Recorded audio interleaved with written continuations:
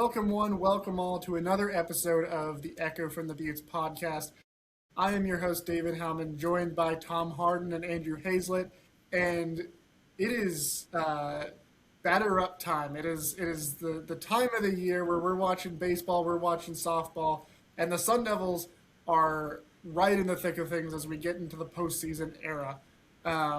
We got a lot to talk about on this episode, and the championship aspirations for the Sun Devils in two sports that right now are kind of sort of coming to fruition. We're having big years in both these sports.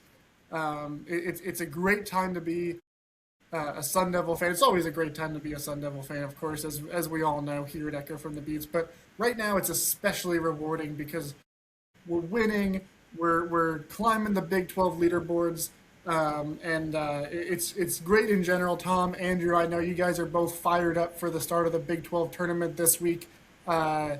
In Surprise, right? Surprise, Arizona. Yeah, it is. Yes. Yeah, I know it's I'm not going to make the drive all the way from Northeast Oklahoma, but you guys are both going to be there. Is that correct? Yes.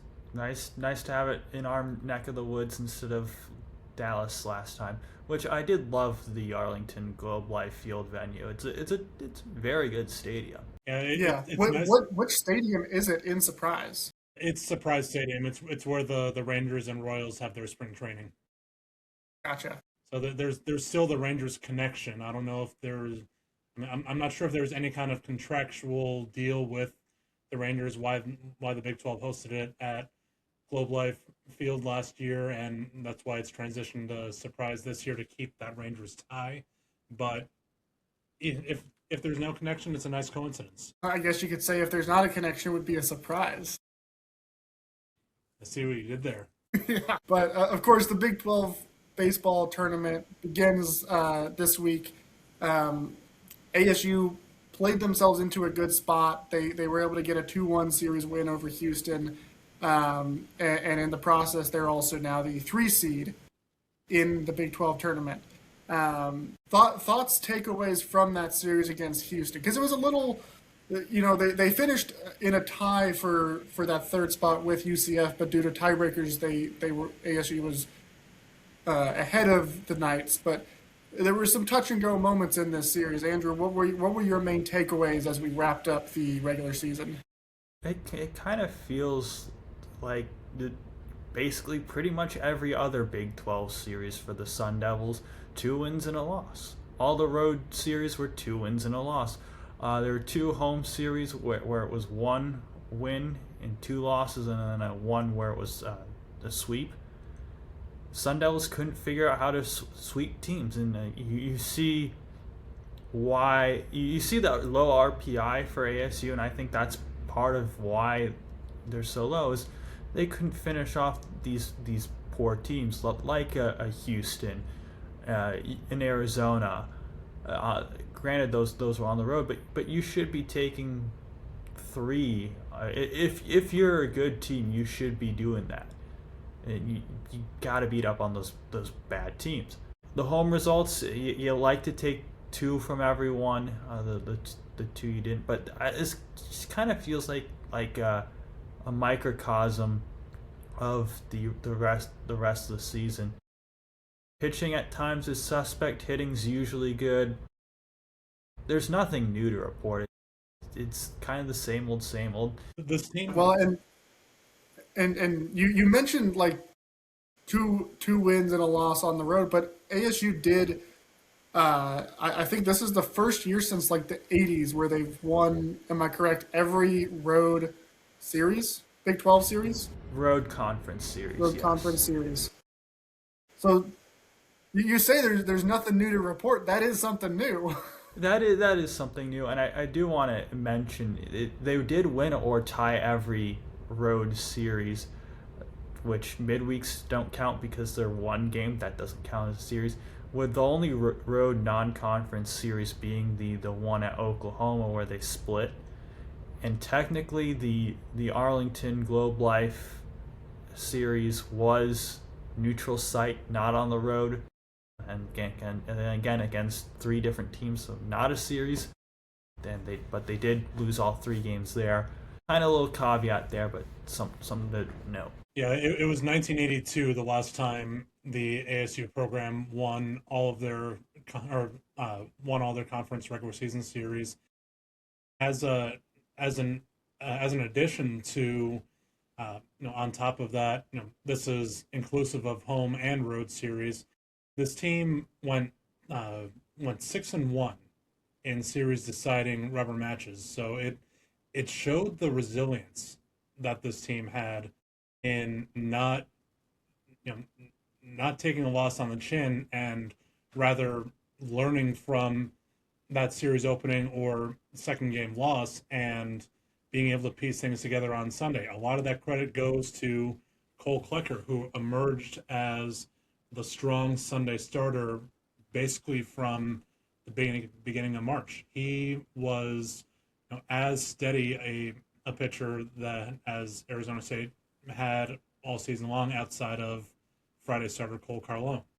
What I will say about the Houston series is it showed some of the depth in the pitching that I was waiting to see how much of that would start to become clear down the stretch.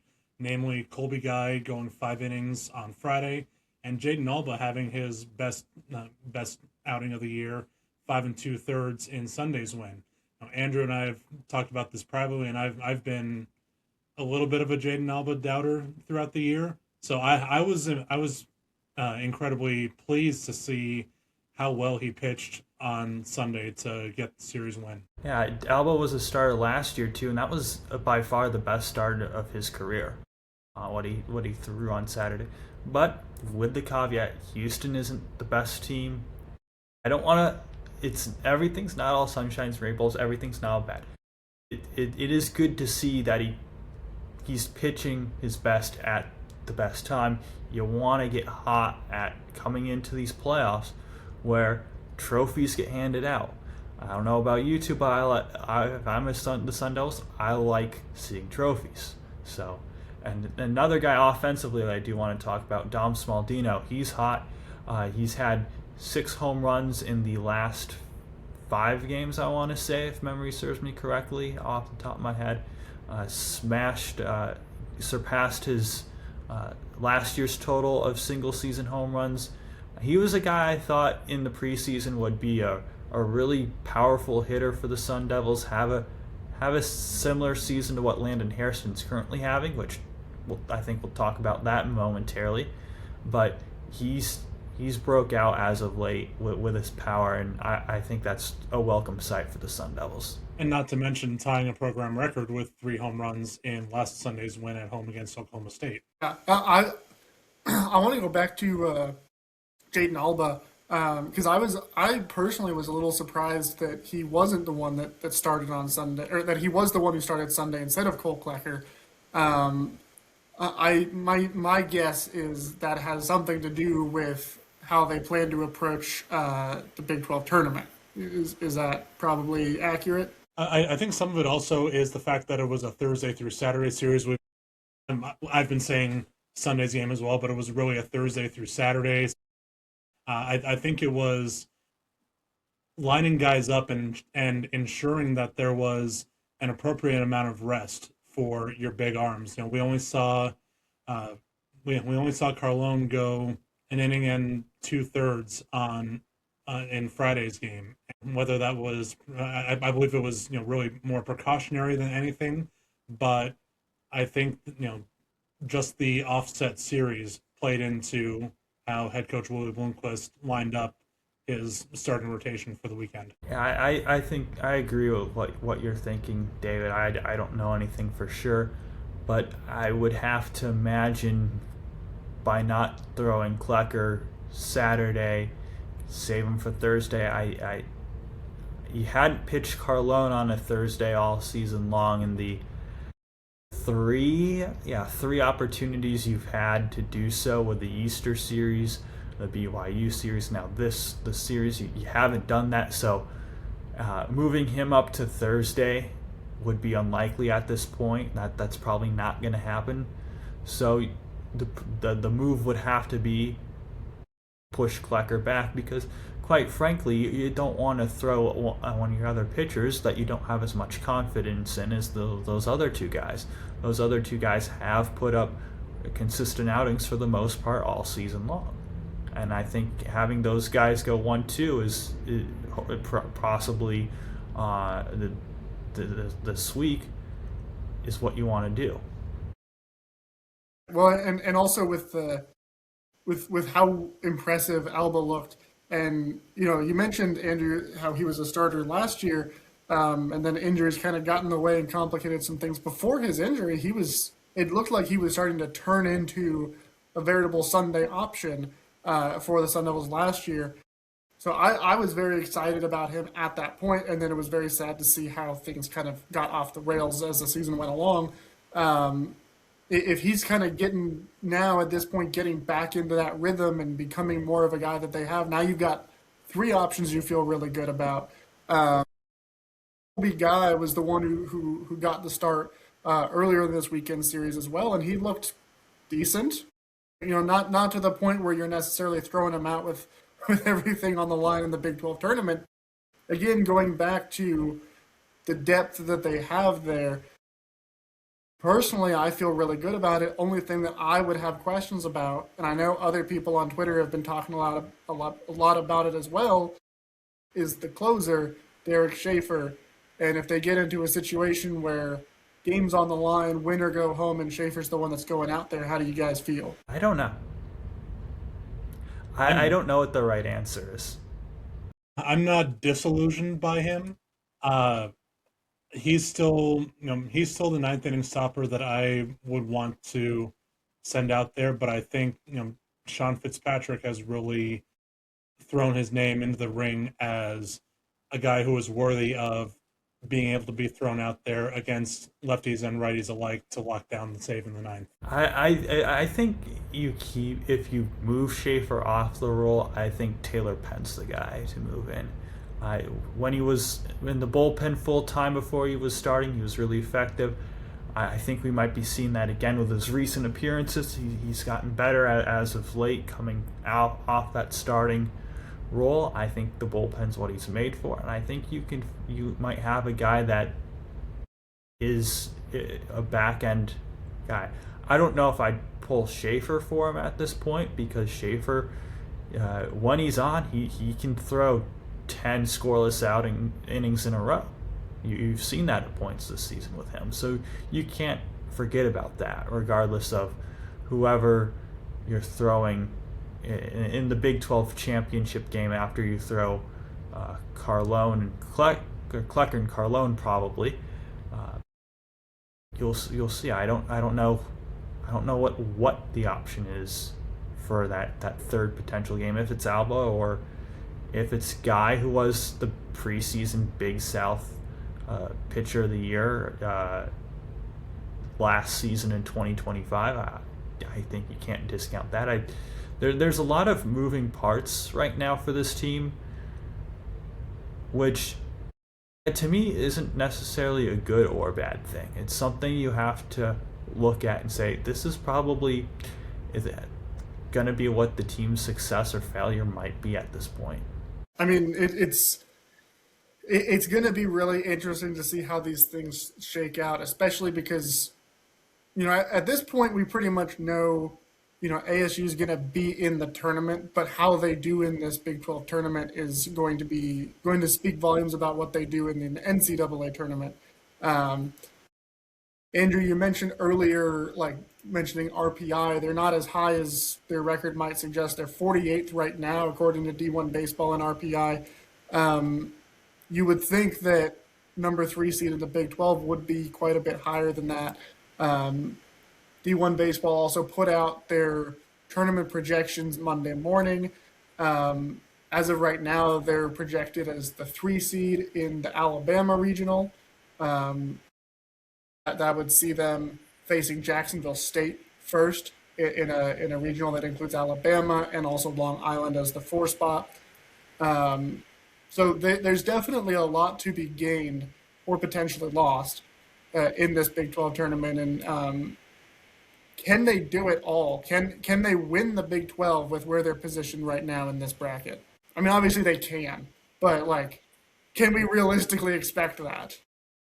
I think it's realistic. The Big 12, you've seen no team kind of be dominant this season. You might say Kansas is the best team, but no, Kansas got beat up by West Virginia. You've seen West Virginia at points look rocky this season. Arizona State, we've talked about, hasn't had the ability to close off a series. They have only done that once. You look down the list of Oklahoma State, they were very cold to start Big 12 play. That could always come back. Anything can happen because that's baseball at the end of the day. There's a lot that can't happen. I do like the slot that they got, that 3 slot. Playing at night, I think, is a huge advantage. Get out of the hot weather with the 8 p.m. scheduled starts. I think it's optimistic that they'll actually start at 8 p.m. on Thursday, but we'll see. But I do like that because you're out of the heat, you're playing in the cool. I think that's an advantage with that. And you're also playing Cincinnati, who's an East Coast team. That's more time that they have to adjust. 8 p.m. start for them, that's 10, I believe they're East Coast. Yeah, Cincinnati's Eastern, so that would be 11 o'clock from what they're used to.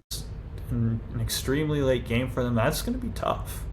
Then you'll face West Virginia in the later of the 2 games if you win, assuming West Virginia does win. Not, they could always be upset by whoever wins the game to not get into there. So I'm not saying that's a guarantee, but you'll probably face West Virginia. And Probably again, likely that they're meeting with West Virginia if they beat Cincinnati. Again, another East Coast team, another later game. I believe that's a 6 o'clock start, if memory serves me correct. But regardless, it's definitely the 2 of the later games. So again, you'll be out of the heat, out of the worst of it, playing at night. I think that's a good advantage to the longevity, because a lot of these teams aren't going to be used to this Arizona heat, which last I checked is high 90s weather for surprise, but you could always be surprised, no pun intended, and get triple I already digits. made that joke. Oh. It's worth recycling. We're recycling jerks here. It was pretty good. We can use it a second time. And when you're looking at the RPI, it's a perfect opportunity for Arizona State to climb the ladder and bolster that resume when it comes down to selection. I think it's selection Monday instead of selection Sunday, but the point remains, you're playing a Cincinnati team that is 22nd in RPI. Have not played Cincinnati this season, so there's the unknown factor for both sides. Like you guys have said, Cincinnati coming east to west, it's the exact opposite that we see for when Arizona traveled to play Cincinnati last season in football. The time zone time changes give and the time changes take away, and this is going to be a detriment to those East Coast teams who are getting slotted into the later time slots. For Arizona State obviously being based here, not having to worry about how many hours they are apart from regular playing time, this is a ready-made opportunity for the Devils to take full advantage of a team that I'm not going to say that Cincinnati won't be prepared for this game, but it's going to be a major adjustment that is an X factor to watch out for. Yeah, and I think it's especially, it plays into their strength throughout this entire tournament because obviously, like we've talked about, Cincinnati is an East Coast team. West Virginia, again, most likely is the team that they face if they win. That's an adjustment for them. But you also look at like the top half of the Big 12 right now, the top like quarter of the Big 12, and I mean it's not really that huge of an adjustment for Kansas, but it is somewhat of an adjustment. They are playing in a different environment than they are typically used to. But then the number 4 seed is UCF, and they're also coming from the East Coast, and that's going to be a big adjustment for them. So it really, I think it's probably likely in the event that Arizona State goes to the Big 12 title game, they're probably running into Kansas. It would be it would take quite an upset for it to be anybody else at that point, the way that the bracket is stacked right now. And of course, ASU and Kansas haven't played this year, and that would create quite the interesting matchup to see how things go there. Because, like we said, both teams have had stretches this year where they've looked dominant, and then they've had stretches where they certainly have not. And also at that point, then you're not really running into so much that issue of the time change, even if it was a lot for Kansas, because they've already been out there for several days, played several games. Then it really just comes down to which of these teams is better than the other. Absolutely. So I'm not saying, but kind of saying. Like if the games all go to chalk, the Friday semifinals would be Arizona State and West Virginia, and Kansas versus UCF. UCF did lose all 3 games at Kansas, but looking back at the schedule, there's really, outside of the opener on April 10th, that was the only game that, again, not diving into box scores, just looking on the surface level. UCF played Kansas pretty closely in their weekend series, so I don't think it's too much of an upset if the Knights were to knock off the Jayhawks, especially in, again, that earlier time slot, which is going to be a 4:30 first pitch. That's a prime night game back in Orlando. It's, they're used to playing in that time slot, even if you're already out in Arizona, fully adjusted to being on Mountain Time. You're still in that mindset of like, yeah, this is 7:30 back home. This is not much different than what we're used to. I do want to add, it's hard to beat teams 4 times in a year. We saw that last year when ASU lost to BYU after having swept them in the regular season in pretty convincing fashion. So, and you look at UCF is a very good team. We saw that as a few weeks ago in Orlando, and yeah, you can't write off anything off because it's baseball. Upsets are happen more often than some other sports, and I do think I don't think we'll see a Kansas West Virginia finals. That's my prediction right now. Well, who will we see then? Take it a step further. Oh, you're throwing me on the spot here. We know it won't be Kansas and West Virginia. We'll say UCF West Virginia. And I'll take West Virginia and win. I do think West Virginia is the best team in this conference right now. But the best teams also don't always win, so I could be wrong. Tom, I'm going to put you on the spot now. It's only fair.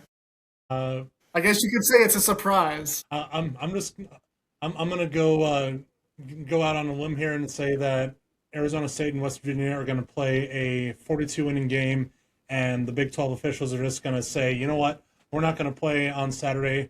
This game is the championship. Sorry to whoever comes out of semifinal number 1. Too bad, so sad. Tom, if that happens, I will give you every single cent to my name. You heard it here. That's a deal. I just love the chaos. I think we're getting ASU Kansas. I feel it in my bones. ASU Kansas in the Big 12 title game, and ASU is going to win it, and they'll be the second Sun Devil team in the last 3 weeks now to win a Big 12 title, because of course pivoting to the other team that's having a moment right now, Sun Devil softball. I mean, we haven't been on to talk about it since it happened, and so many other things have happened since. But ASU softball won the Big 12. I mean, they had a good year. They were ranked most of the year, but it was also a loaded Big 12 on the softball side. And I think they were an underdog for every game throughout the tournament, and they upset multiple teams. Of course, it started with upsetting the team that is down to the south of us. We don't need to say what their name is, but they did. The Sun Devils knocked them out of the tournament, which is always a fun time. I would have been fine if that was the last game that they played to end the Wildcats' run, and they don't win again another game. I'll take that. but then they kept on going. They went all the way to the Big 12 title game. They played Texas Tech, who was, I believe, they finished the regular season ranked 4th in the country, and they beat them, and they won the Big 12, and got a favorable spot in the tournament. I know, like, we don't necessarily cover softball as much as we've covered baseball. But guys, how much were you paying attention to softball up until their Big 12 tournament run this year? I was keeping an eye on them. I always try to keep an eye on every single sport at ASU, regardless of level. It's always good to see, okay, how each team's doing. I was a little surprised by the run, but not totally surprised, because they had beat good teams before. They played Oklahoma State. I was at the first game of that series where they won that game in walk-off fashion, and they went down to Tucson, won a game there. Didn't win the series, but they beat some good teams in the regular season, so it isn't too surprising.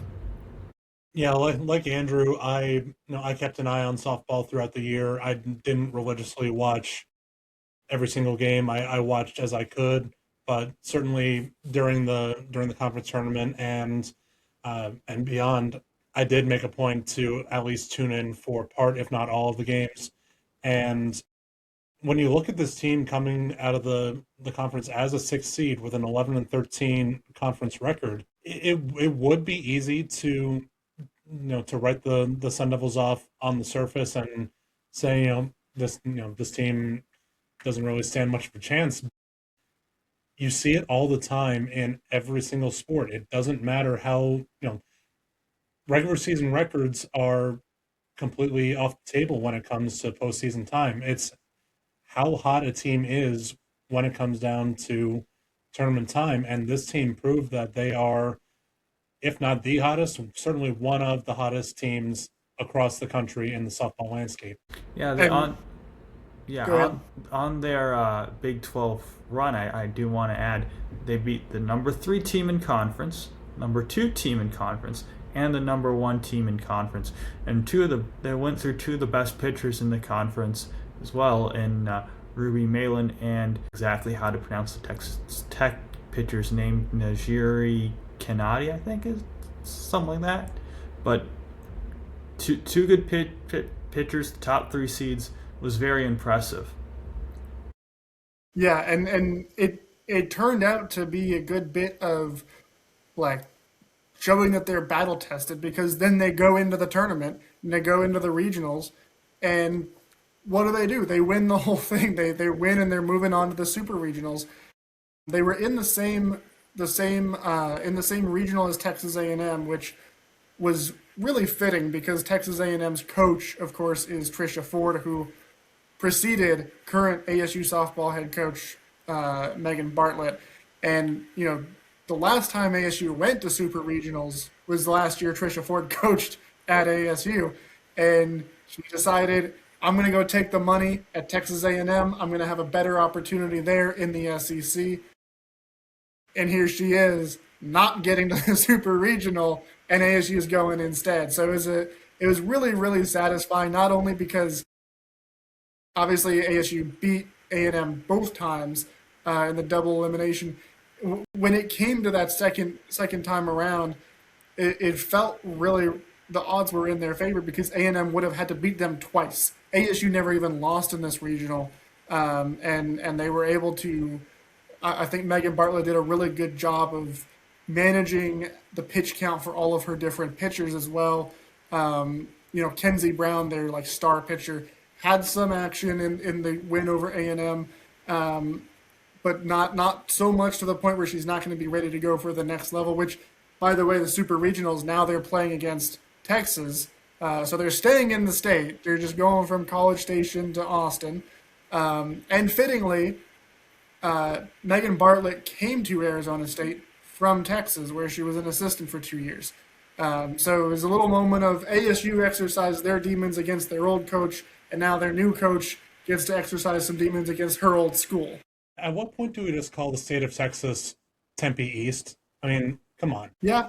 No, it's. I mean, because you obviously you have the Big 12 title win over Texas Tech. Football, we know, owns Texas Tech. They, football should have beat Texas in that bowl game. We don't need to relive that, but we all know what should have happened. But I'm really excited. It's a best of 3 round in the Super Regionals. Texas is a great team, to be clear. They're a 1 seed in this bracket, in this section of the bracket. They're going to be very, very tough to beat. But again, like we said, ASU has beat some good teams. They beat some good teams throughout the year. They beat a lot of good teams to win the Big 12 title. They beat a really good, very expensive A&M roster as far as softball financial standards go. They're here for a reason, and they're of the quality that they can actually contend against the Longhorns. Just the level of excitement seeing when Brooklyn Ulrich hit that grand slam to walk off for the Mercy Rule win. The announcers in the booth said it not 3 pitches before, as Brooklyn was coming to the plate. Grand slam, walks it off for the Mercy Rule, and what does she do on a 2-0 count? Knocks it over the right center field wall for that grand slam walk-off. It's, it was a very team of destiny feel as soon as she stepped to the plate, but just the whole game long, like that, the ladies were out to prove that the first 2 wins weren't just a fluke, that they were the team to beat in this bracket, that Texas A&M had to go through them to advance, not Arizona State lucking into catching Texas A&M off guard. The lady, Megan Bartlett, full marks to her for having this team in that right mindset of knowing that this is our game and we're going to win it. Like there was no doubt as I was watching the game yesterday that the ladies that they knew they were going to win this game. Yeah, and like you mentioned, the Grand Slam walk-off Mercy Rule win, which every single word in that phrase is just so much fun. Like, you could not write a better way to win the regional than that. It makes it a little bit sweeter knowing the Brooklyn Ulrich, the one who hit it, she's an Arizona native. She played at Red Mountain. She transferred back to Arizona State from Marshall to come play for the hometown team, to have that moment, to be the hometown hero and accomplish not only a grand slam, but now your team is in the super regionals. You're that much closer to a national title. Again, like you said, Tom, team of destiny, like you can't write a better story than that particular moment. And it was so much fun. And speaking of Megan Bartlett too, there was a lot of when Trisha Ford left, there was a lot of like downer sentiment for ASU softball. It's like, well, we've been winning, but we've just lost Trisha Ford. Like, how are we supposed to come back from that? Megan Bartlett comes in. This is her 4th year. So the first year they went 22-26. After that, 20-31. Rough couple years rebuilding the team. But then last year they're 35-21. They go to the regional. They don't advance out of the regional, but they get back to the tournament. And now, 4th year, 2nd year being in the tournament, they're going to the super regionals. Like the way that Megan Bartlett has rebuilt this program in a fairly short amount of time, given where fan sentiment was when she got here, it's really impressive. And when you also think about, like women's basketball this last year, the Molly Miller effect, how much excitement there is around that program. Between women's basketball and softball, the 2 of the flagship women's programs here at Arizona State, they're both in great, tremendous spots right now. The future is very bright for both of these programs, and I'm really, really looking forward to and excited to watch these next 3 games, and always horns down, and especially. I live out here in Oklahoma, so it's especially horns down where I live, and so it's always nice whenever ASU does play Texas, because I know just on that virtue a lot of the people I live around will be cheering for ASU just out of spite. You love to see it. Bring I more do onto the want wagon.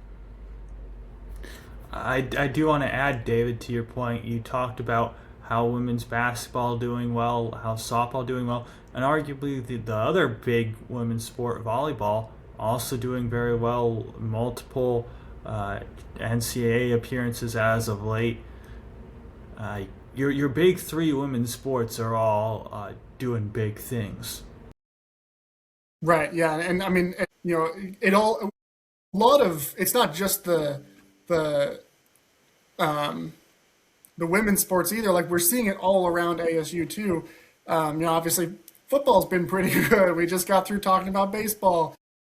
There's a lot of excitement about around Randy Bennett and the men's team now, and he's put together one heck of a transfer portal class, and even managed to have a press conference, which some people said it couldn't be done, but he did it, and it all comes back to me to Graham Rossini, the athletics director. He's doing such an incredible job of finding ways to support these programs, and we know it's a tough job because ASU, the number of varsity level sports that they sponsor is significantly higher than any other Big 12 program, I believe, higher than the national average. So it's hard to find resources to properly support all these different programs, but they keep doing it, and they keep doing it without it being done at the expense of football, at the expense of basketball.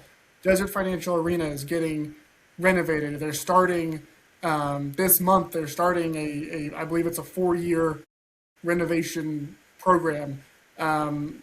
We just heard about the new training facility that football is getting. Baseball this year went to 34 scholarships, and they were one of the first baseball programs in college to do that. Graham Rossini is not just making excuses. He's not saying, well, we can't be great at everything.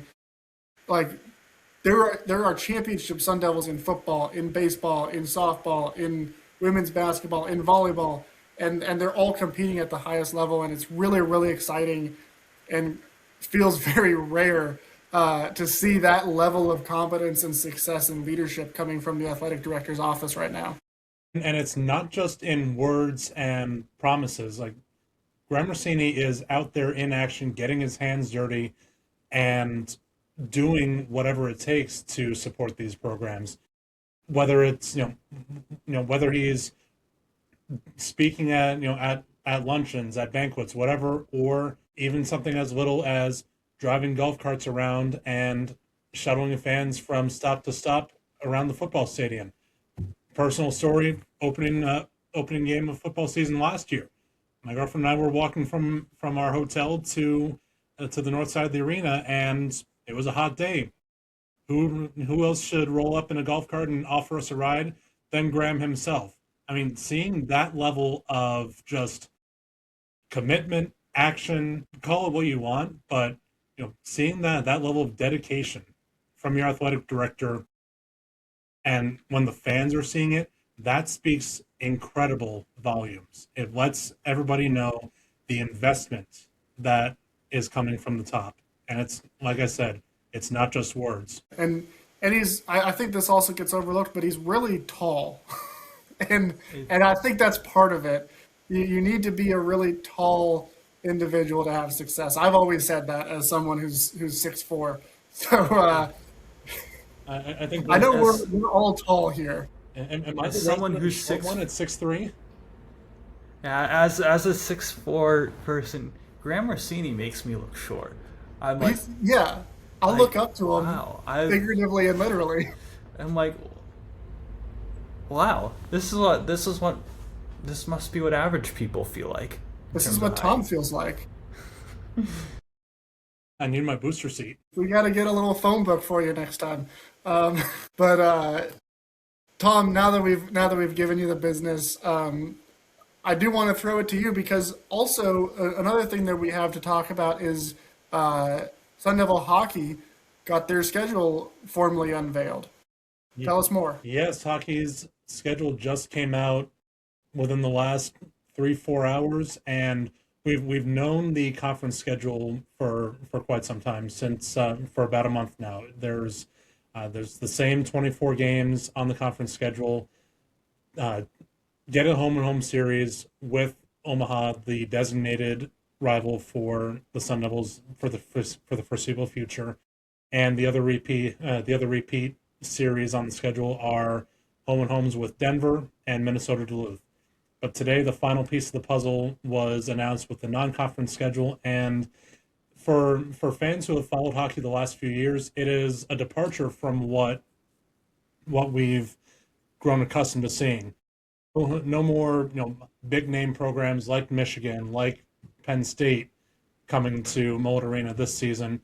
Instead, it's opening with a series at Lindenwood, a fellow member of the independent ranks that Arizona State was in up through the end of the 2024 season. And that's a big move for Lindenwood, attracting a big name program like Arizona State.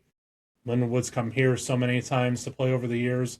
Arizona State, quote unquote, owed the series to Lindenwood, so it's nice to see them going to the St. Louis area to open the season at the beginning of October. The home opener will be against Holy Cross, a member of the Atlantic Hockey America Conference, who has been right there in the conversation for Atlantic Hockey Champions, losing out to Bentley in the last couple of seasons for an automatic bid to the national tournament. Not a world beater as far as recognizable name to casual hockey fans, but still a team that is going to be a player, and should be primed to make that first tournament appearance in the coming years. Then doesn't David Heimovich, former Sun Devil, play at Holy Cross? Yes, he does. If memory serves me correctly. Yeah, that is correct. So potential little bit of homecoming there. And then the next series is at UMass Lowell, a team that's come here to play. They were actually the home opening series, the final season at Oceanside in the 21-22 season, and most recently came out here to play in the Desert Hockey Classic in the 24-25 season. Arizona State makes the trip out east to Lowell, Massachusetts for a weekend series mid-October. And the final... Go ahead, Andrew. And that's an Anthony Dowd revenge game too. As he played for the Sun Devils last year. Yes, yep. So little rematch for Anthony there, and then the final non-conference series will take place over Thanksgiving weekend, and much to my chagrin, also at the same time as the 100th playing of the Territorial Cup. But Alaska Anchorage will be coming down to play over Thanksgiving weekend. Again, the independent ties. Alaska Anchorage was here this past season for the Desert Hockey Classic.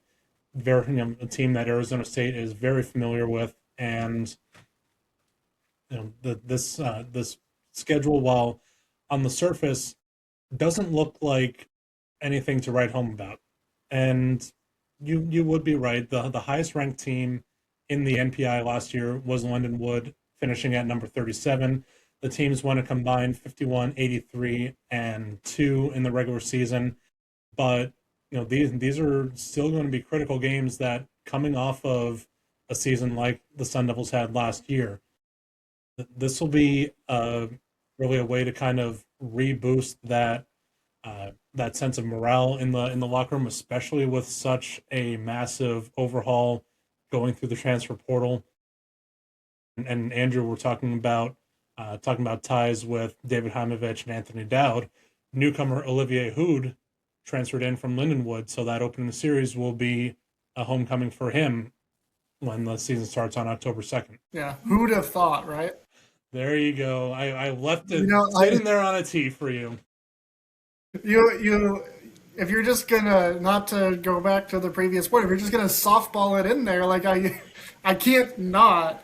I was really trying not to, but I'd say you knocked it out of the park. Okay. I think I don't think we talked about it on our last show either. I think this happened in between episodes, but Colorado College and Arizona State will be having a rivalry trophy that will make its debut this season. It'll be awarded in December. It will be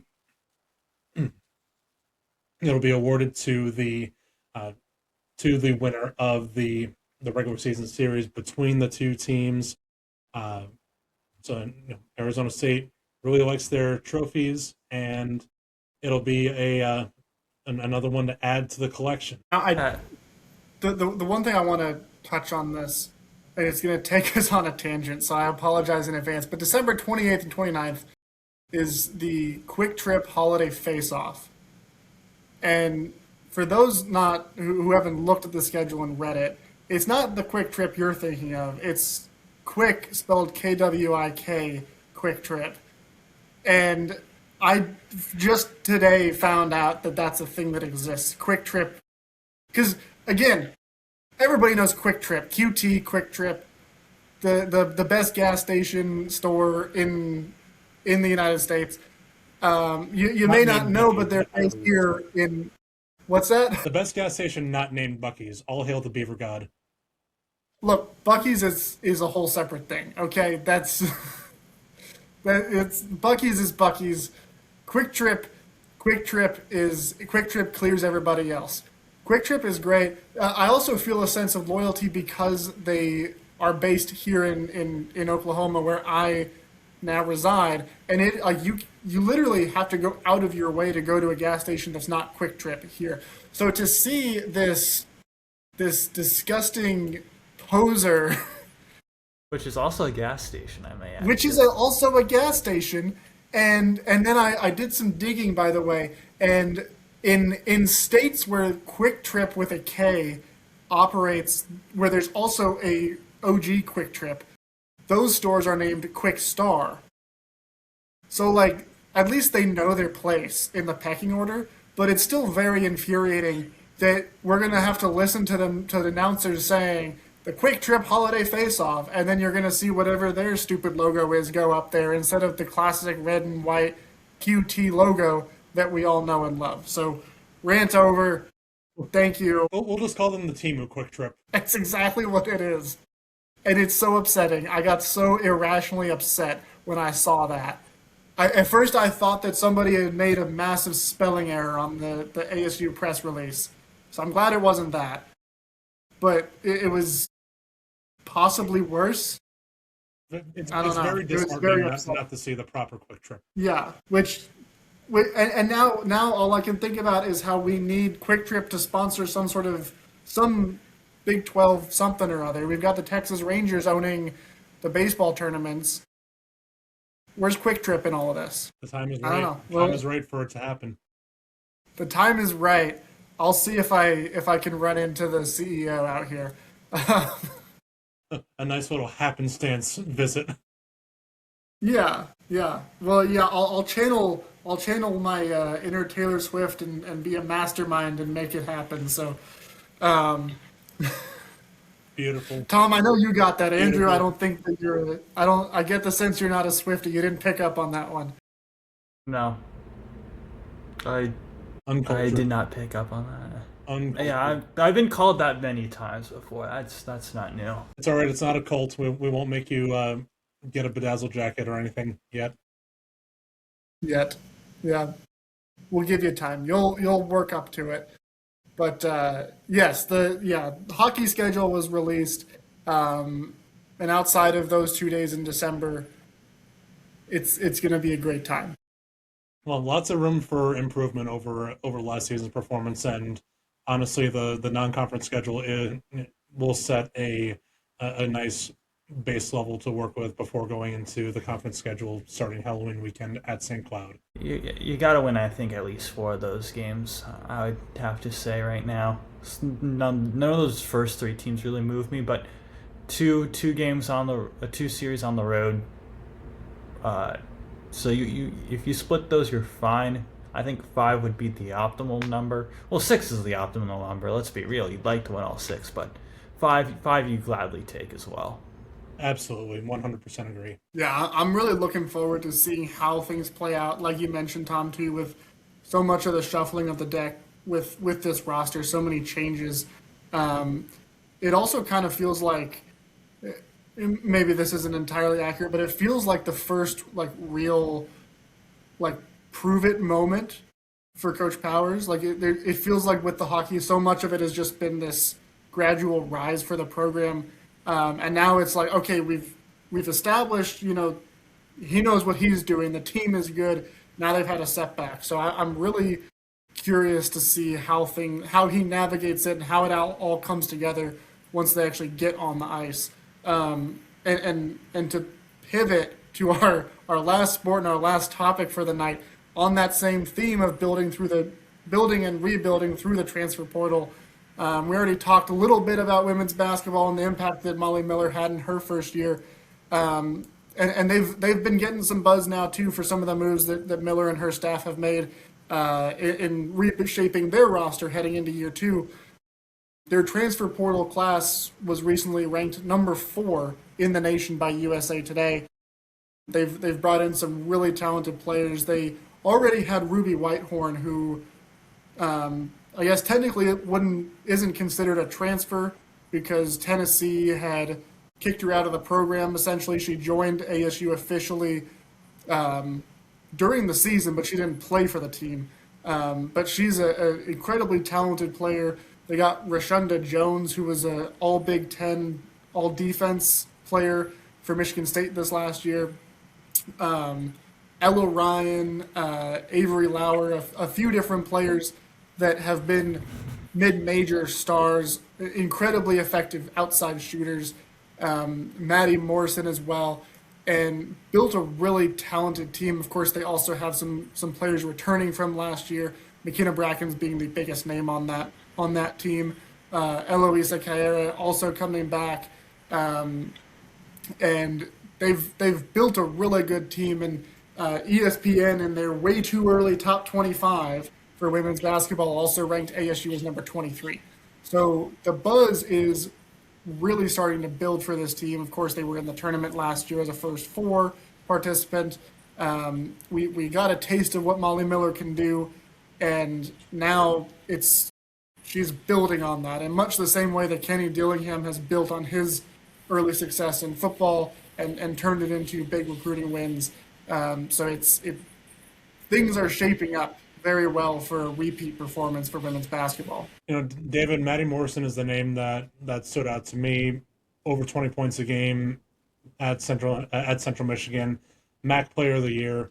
But when you get 4 top 100 transfers coming in, that in itself is big. And you just look at the aggregate numbers that those 4 bring in: 57 points a game, 19 rebounds, 8 assists. It's undeniable the wealth of skill that Molly Miller is bringing into this program. And that's not even counting the high school recruiting class, which is also ranked in the top 25. Molly Miller's doing a lot of things right for women's basketball and creating a lot of momentum to build off of last year's first 4 appearance and go even farther into the tournament was able to get to this year. Yeah, big things happening here in Tempe, all across the sports. And of course, if you want to know more about any of those players, we did do a full roster breakdown of the women's basketball team, the new look women's basketball team, which you can read over at echofromthebuttes.com, as well as coverage of baseball, of softball from these 2 gentlemen. One of them very tall, one of them, average, maybe a little bit below average, depending on who you talk to. Definitely the shortest one on here. But for my tall kings, Tom Harden and Andrew Hazlett, I'm David Howman. It's been fun talking with you guys. We got to do it again sometime. Until the next episode of Echo from the Buttes, Force on Devil Nation, as always, give 'em hell, Devils.